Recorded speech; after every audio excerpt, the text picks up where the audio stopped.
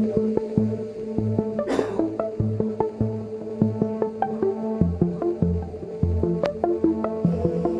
බෞද්ධ පුවත්පතේ ප්‍රධාන සිරස්තලයේ ලෙස වාර්තා කරනවා උපැන්න විවාහ සහතික ලක්ෂ 10කට වඩා විනාශයි යලි සහතික හදන ජංගම සේවා ක්‍රියාත්මක යනුවෙන් ප්‍රධාන සිරස්තලයේ වාර්තා කරනවා බෞද්ධ පුවත්පතේ.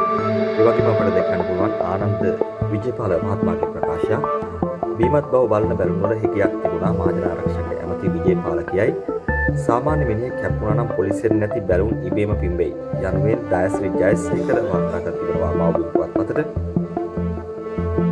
අද අරුණ පුවත්පතේ ප්‍රධාන සිරස්තලය තෙල් සංස්ථාවට කෝටි 80ක පාඩුවක් සිදු කළ බව කියන විමර්ශනයකට අදාළව අර්ජුන අත්අඩංගුවට ගන්නවා අල්ලස් කොමිසම අධිකරණයට කියයි.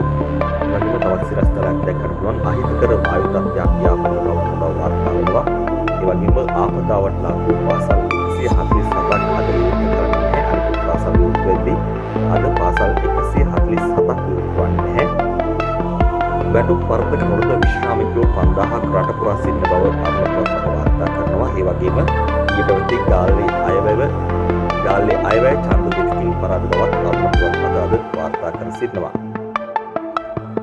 අද ලංකාදීප පුවත්පතේ ප්‍රධාන සිරස්තලයත් වාර්තා කරන්නේ ලෙසම තෙල් මිලට ගැනීමේදී කෝටි 80ක පාඩුවක් කළයි චෝදනා අර්ජුන අත්අඩංගුවට ගන්නවා ධම්මිකට අප අල්ලස් කොමිසම උසාවියට දන්වයි. ඒ වගේම මහනුවර රෝහලේ රෝගියෙකු බලෙන් ගෙන යන හැදූ රියදුරා කූඩුවට පුරපොලේ සැරයන්ටත් කම්මුලට ගහලා යනුවෙන් තවත් සිරස්තලයක් වාර්තා කරනවා ලංකාදීප පුවත්පතේ.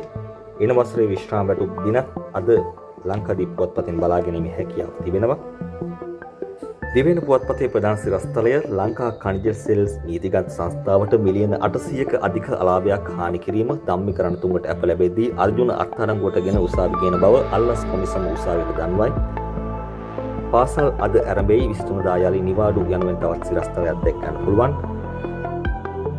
පාතාලයන්ගේ මධ්‍යවරුන්ගේ කෝටි 92ක දීපල පවර ගන්න යනුවෙන් තවත් සිරස්තලයක් දිවෙන පුවත්පතේ වාර්තා කරනවා. දිනවෙන පුවත්පතේ ප්‍රධාන සිරස්තලයේ රජයට මිලියන 800ක් පාඩු කිරීමේ සිද්ධිය හිටපු ඇමති අර්ජුන අල්ලනවා අල්ලස් කොමිසම උසාවියට දන්වයි. ආපදාවෙන් වෙනසුණු උපැන්න විවාහ සහතික යලි දීම අරබයි ලක්ෂ 10කගේ සහතික විනාශ වී ඇති බව දිනවෙන පුවත්පත වාර්තා කරනවා.